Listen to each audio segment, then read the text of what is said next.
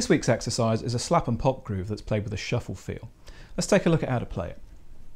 So we're in the key of E minor here, but we're going to open with a very striking note. We're going to be playing the B flat. Now this is not a note that belongs within the key, but it's the flat 5 or blue note, so it's going to sound very striking. We're going to slide into that low B flat, and then we're going to pop the octave.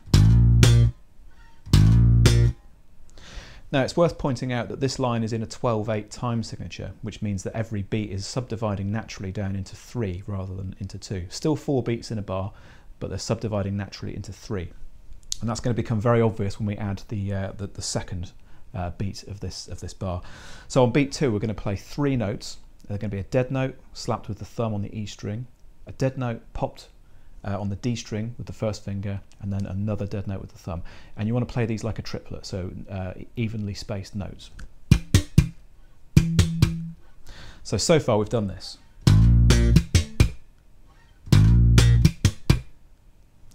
Okay, on the third beat of the bar we're going to move down and play A, so slap it and then we pop the octave. And then on the fourth beat of the bar we do another one of those triplets with the ghost notes. So bar 1. And again. Okay, so moving into the second bar of the exercise. This is a 2-bar riff, if you like. Moving into the second bar, we play a low G, 3rd fret, and then open E string.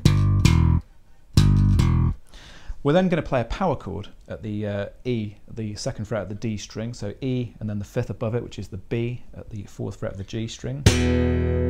Pop those notes together with the 1st and 2nd finger of the picking hand. And you want to let that open E string ring as you play the power chord.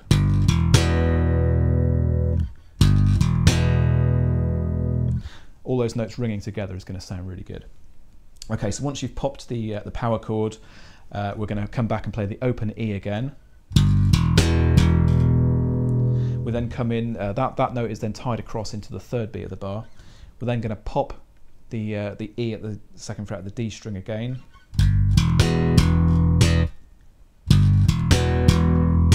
And then the final beat of this bar is going to be another triplet of dead notes on the E and D strings.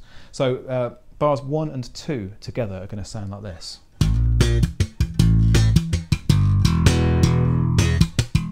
And again.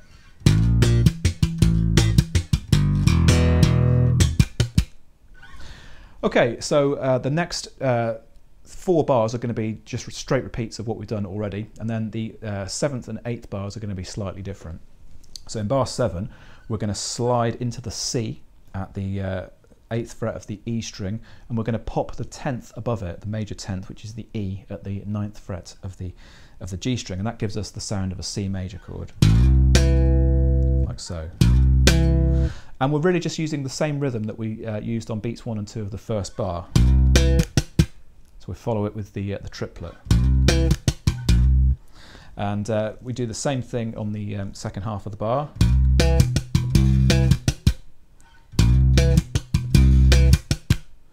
And then in the 8th and final bar of the exercise, same thing, but we're moving up to a D chord. So we're having the D on the E string, and then the major 10th, which is the F sharp, at the 11th fret of the G string.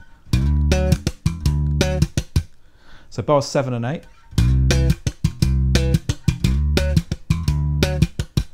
And then you go back into the repeat to play the whole groove again. Okay, I hope you've enjoyed the latest instalment in my Bass Lick of the Week series. Don't forget you can download the PDF worksheet and backing track by clicking on the link below, and do let me know your thoughts in the comments box as well, of course.